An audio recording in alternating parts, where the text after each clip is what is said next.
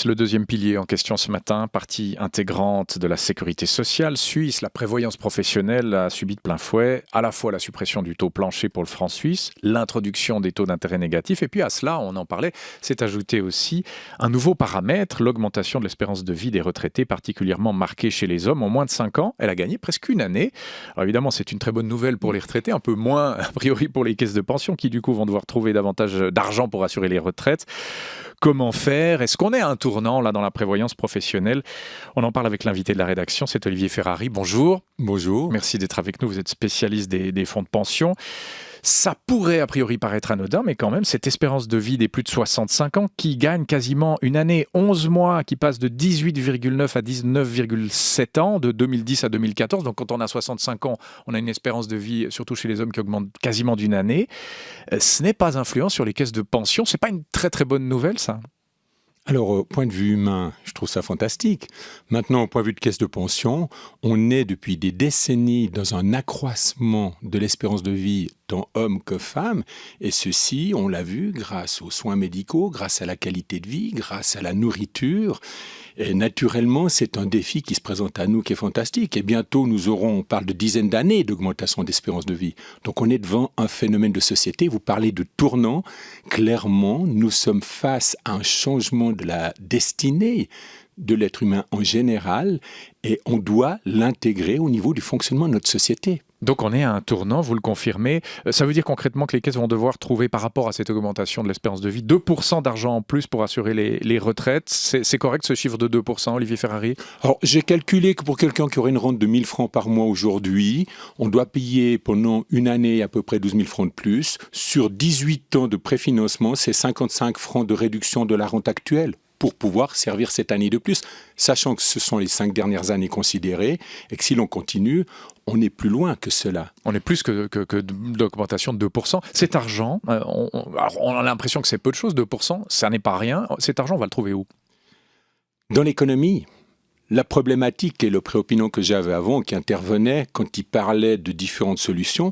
Le professeur d'université, oui. Tout à fait, tout à fait. La problématique, c'est que l'économie, aujourd'hui, ne nous génère plus une création de richesse telle qu'on pouvait l'avoir. Nous avions, il y a 30 ans, une marge de sécurité dans les rendements que l'on pouvait avoir. Donc les caisses avaient cette marge de sécurité il y a 30 ans. Elles avaient une marge, et c'est réduite. Et aujourd'hui, ce n'est pas une fusion d'un premier, deuxième pilier qui va résoudre la chose, parce que les deux doivent se nourrir de l'économie. Mais on est bien dans le niveau des cotisations et des prestations promises. Alors justement, sur la fusion du premier et du deuxième pilier, on entendait Stéphane Rossini, le politicien socialiste à cette heure, lui, il n'y croit pas. Ce serait un système essentiellement étatique, mais au fond, pourquoi pas? On a déjà pas mal de prestations complémentaires. Pourquoi ne pas simplifier tout ça, Olivier Ferrari? Enfin, au fond, pourquoi ce serait une mauvaise solution, selon vous? Il y a une chose qui est certaine. Le premier pilier est financé à 15% par la Confédération, par nos impôts. Donc, c'est une dilution sur l'ensemble des citoyens. Le deuxième pilier, ce bien collectif qui nous donne un droit individuel à une prestation, lui est un capital. Je suis acquis que quoi qu'il advienne, le capital, je l'ai. Même si on doit me réduire ma rente à un moment donné, je dispose de ce capital. Alors que même que les prestations AVS, dès que nous avons un système étatique et regardons chez nos voisins ce qu'il se passe, lorsque l'on augmente des prestations de retraite, le financement doit être là. Et la problématique sera toujours la même. C'est l'économie, c'est non seulement l'économie, c'est l'entreprise, ce sont les entreprises qui ont quelle capacité à créer de l'emploi, à vendre des matières premières, à vendre des biens, des services, pour nous donner des marges pour pouvoir financer les prestations par des cotisations et par du rendement. On arriverait à un système trop étatique, style sécurité sociale à la française. C'est ça qui vous ferait peur, Olivier Ferrari? C'est une communisation. J'aime bien ce propos, mais aujourd'hui, nous sommes fondamentalement, est-ce que nous croyons encore au capitalisme? Si nous croyons au capitalisme, alors à ce moment-là, nous pouvons croire au régime de retraite par capitalisation. Le premier pilier veut garantir un niveau de vie qui permet de se nourrir, se loger et s'habiller. et avoir une couverture d'assurance. Le deuxième pilier doit permettre, lui, d'avoir une vie décente, d'avoir des loisirs et profiter de ce moment qui nous est donné sur cette terre. La Confédération et les cantons consacrent déjà près de 5 milliards de francs par année à ce qu'on appelle les prestations complémentaires. C'est donc ces rallonges qui permettent à tous ceux que l'AVS ne permet pas de vivre décemment de joindre un peu les deux bouts. Pourquoi pas un système unique? Au fond, ce serait égalitaire, a priori, théoriquement, encore une fois. Olivier Ferrari. Sommes-nous dans un régime socialiste communiste? Sommes-nous dans une société libérale qui prône la libre entreprise? Je suis totalement contre ce qui ramène tout à l'État, car à quelque part, reconcentrer et centrer sur l'État, c'est donner d'autres prérogatives et demain d'avoir des leviers qui vont être imposés à la population par ceux qui nous gouvernent. Et réduire le nombre de caisses, on l'entendait, c'était le professeur de l'IDEAP, Giuliano Bonoli, tout à l'heure à 7h35, réduire le nombre de caisses pour réduire les frais, gérer tout cela d'une façon plus professionnelle, moins de caisses mais plus grandes, et ce qui contribuerait à freiner les coûts. Est-ce que ça c'est envisageable, c'est souhaitable? Une caisse de pension, c'est un outil extraordinaire de lien entre les collaborateurs, les ouvriers et les employés de l'entreprise. Dès qu'on se met dans un groupe donné, on va devoir avoir des financements qui correspondent à la moyenne de ce que l'on doit fournir à ce groupe. Donc une caisse de pension propre permet d'identifier des besoins propres, et lorsque vous avez une entreprise qui n'a que des actifs, c'est différent de celle qui a que des retraités.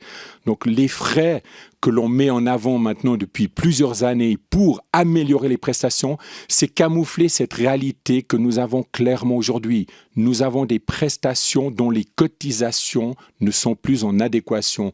Donc on doit vraiment agir sur les cotisations et les prestations. Réduire les caisses de pension, c'est aussi concentrer l'argent auprès d'acteurs qui auront une influence directe qui ne profitera pas forcément à l'économie réelle. Il n'y a pas trop de caisses en Suisse de pension, Olivier Ferrari. On a un peu plus de 1400 caisses de pension aujourd'hui. Pour un pays de 8 millions d'habitants quand même. C'est rien du tout. Ouais. Je connais des caisses de pension pour des entreprises qui ont 30, 50, 100 employés, qui sont des patrons qui veulent avoir une identification, une relation. Il faut maintenir ce système de petites caisses. C'est pas le système de la petite caisse, c'est que la caisse de pension est ce lien qui permet d'avoir une relation entre l'entreprise et le collaborateur et d'avoir une vraie politique sociale d'entreprise. Pour moi-même, la caisse de pension est un facteur d'engagement par rapport à la concurrence et à la compétition que nous avons sur le marché. Donc les leviers, on l'a dit, si ce n'est pas la réduction du nombre de caisses, si ce n'est pas la fusion entre le premier et le deuxième pilier, vous l'avez dit, on agit sur la baisse des prestations ou la hausse des cotisations enfin je vous pose la question, il faut faire les deux? Le tournant est là. Nous devons clairement aujourd'hui adapter les cotisations que nous avons pour les prestations promises. Il y a certaines institutions de prévoyance qui ont donné des rendements excédentaires dans des très belles années. Aujourd'hui, on en voit le retour. Pour celle-là, il peut y avoir effectivement des rentrées de retraite qui risquent d'être diminuées et on commence à le voir venir et ça risque de rentrer dans une normalité. Ça ne me choque pas forcément. La baisse des rentes ne vous choque pas forcément? Elle ne me choque pas si elle a découlé d'excédents de rendement que l'on a donné. Le deuxième pilier n'est pas un enrichissement que l'on doit avoir, c'est garantir un revenu de substitution. Donc nous avions des fonds de pension qui donnaient, je schématise, AVS deuxième pilier, 70% du dernier salaire, et certaines ont donné 75, 76, 77%. Dès lors que nous avons eu un excédent de ce qui a été par le passé, il est normal qu'à un moment donné, on en contrebalance, ne serait-ce que pour avoir un équilibre entre les actifs et les retraités aussi. Oui. Parce qu'il ne faut pas qu'on arrive à cette dislocation de notre système social. C'est un peu la question qui suivait. Est-ce que ce système-là va encore être performant dans 30 ou 40 ans? On l'a dit, en 5 ans, on a quasiment augmenté l'espérance de vie d'une année, 11 mois. Qu'est-ce qu'on touchera et à quel moment dans 20 ou 30 ans? Là, vous avez déjà fait vos calculs, Olivier Ferrari. Je vous taquine. Est-ce que de 20 ou 30 ans, l'économie nous permettra d'avoir encore une radio publique?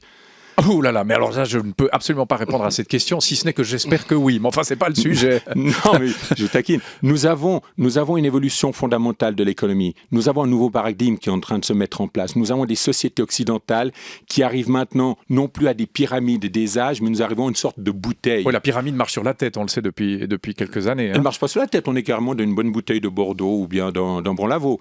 Mais je veux dire par là, donc le système s'est mis en place et maintenant nous devons intégrer cette évolution, cette finalité d'un développement économique qui a commencé avec la seconde révolution industrielle, et les pays occidentaux sont face à une émergence d'avoir plus de retraités, un équilibre entre retraités actifs.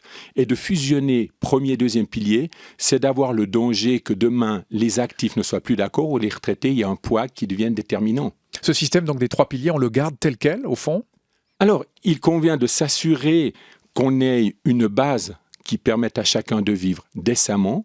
Premier, deuxième pilier, c'est clair. Nous devons éviter les extrêmes du premier pilier qui font quelqu'un qui a 3 000 francs, 3 500 francs de revenus aujourd'hui, n'est plus que 2 100 francs à la retraite. Lui, il aura besoin des prestations complémentaires. Oui. Donc, il ne s'agit pas de faire de l'arrosage, mais de mettre en place ce qui permet à tous d'avoir une vie décente. Oui. Est-ce que le troisième pilier, on pourrait jouer la carte de la responsabilité individuelle en poussant les gens à l'épargne retraite, ce fameux troisième pilier? Bon, ça, c'est pas très très bon pour la consommation des ménages et donc pour la croissance, mais on pourrait faire ça aussi. Ce serait une mesure souhaitable, Olivier Ferrari? Elle est très souhaitable. Ce qui est intéressant quand on regarde tout un chacun, si on vit avec le revenu net qui nous reste. Si chacun déduisait chaque mois un pourcentage de ce revenu, il calque son train de vie sur ce qu'il dispose à la fin du mois.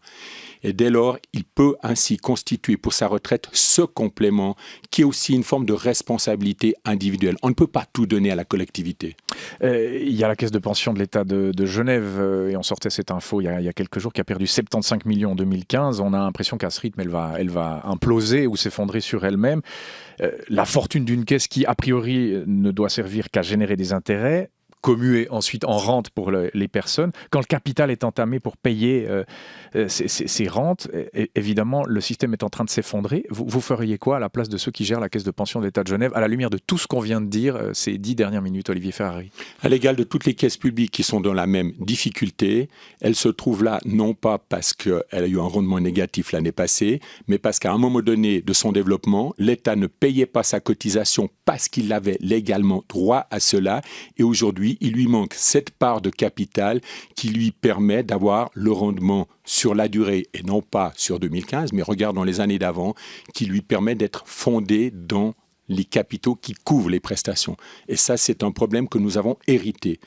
Aujourd'hui, on l'a vu, le canton de Vaud a injecté dans sa caisse publique 1 milliard de francs quand il en a les moyens. Il y en a qui ont prôné d'équilibrer les caisses de pension sur quelques dizaines d'années, alors que je pense que nous sommes dans une phase intéressante où les collectivités publiques pourraient fonder leurs caisses publiques et les remettre à niveau. C'est ça le problème. On remet comment à niveau la caisse genevoise là? C'est une injection directe de la contribution que l'État a économisée pendant des années pour le remettre dans la caisse. Donc on fait payer aux générations actuelles ce qu'on a agi par le passé. Oui. Il y a un risque qu'elle s'effondre, cette caisse genevoise, parce que là, évidemment, les 75 millions de perdus en 2015 pourraient se transformer en 100, 115, 150 à l'avenir. Qu'est-ce qu'il faut faire pour que ça ne s'effondre pas? C'est un problème de capital. Elle ne couvre pas l'intégralité de ses engagements. Il y a une loi qui a dit qu'on doit couvrir 80% d'ici 2030, sauf erreur, dans 2030. Il manquera 20%. À un moment donné, il n'y a pas de miracle. Il faudra payer. Oui. Et qui payera? Le contribuable. Mais le contribuable va payer. Oui. Le contribuable va payer, sauf que l'économie ne sera plus à même d'apporter cet excédent que l'on avait il y a 30 ans dans le marché. Oui, donc là, le système est assez inquiétant. En tout cas, génère plutôt autre chose que de la vertu, voire même J'aurais pire. Tendance à dire aujourd'hui, avec les taux d'intérêt, pourquoi les collectivités publiques n'empruntent pas à 0%? Parce qu'elles peuvent le faire, le mettre dans leur caisse de pension qui, en moyenne, peuvent générer du 2,5-3%. Une forme pragmatique.